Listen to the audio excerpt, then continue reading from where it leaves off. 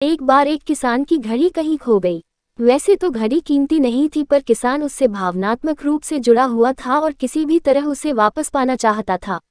उसने खुद भी घड़ी खोजने का बहुत प्रयास किया, कभी कमरे में खोजता तो कभी बाड़े तो कभी अनाज के ढेर में, पर तमाम कोशिशों के बाद भी घड़ी नहीं मिली। उसने निश्चय किया कि वो इस काम में बच्चों की मदद लेगा और उसने आवाज लगाई, सुनो बच्चों, तुम में से जो कोई भी मेरी खोई घड़ी खोज देगा उसे मैं 100 रुपये इनाम में दूंगा। फिर क्या था, सभी बच्चे जोर शोर दे इस काम में लगा गए। वे हर जगह की खाद छानने लगे, ऊपर नीचे, बाहर, आंगन में, हर जगह, पर घंटों बीत जाने पर भी घड़ी नहीं मिली।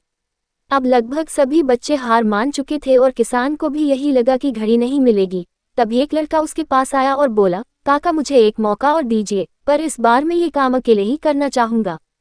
किसान का क्या जा रहा था, उसे तो घड़ी चाहिए थी। उसने तुरंत हाँ कर दी।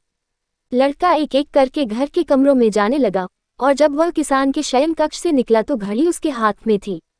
किसान घड़ी देख प्रसन्न हो गया और अचरज से पूछा, बेटा कहाँ थी ये घड़ी, और जहाँ हम सभी असफल हो गए तुमने इसे कैसे ढूंढ निकाला? लड़का बोला, काका मैंने कुछ नहीं किया, बस मैं कमरे में गया और चुपचाप बैठ गया और घड़ी की आवाज पर ध्यान केंद्रित करने लगा। कमरे में शांति होने के कारण मुझे घड़ी की टिक टिक सुनाई दे गई, जिससे मैंने उसकी दिशा का अंदाजा लगा लिया और अलमारी के पीछे गिरी ये घड़ी खोज निकाली।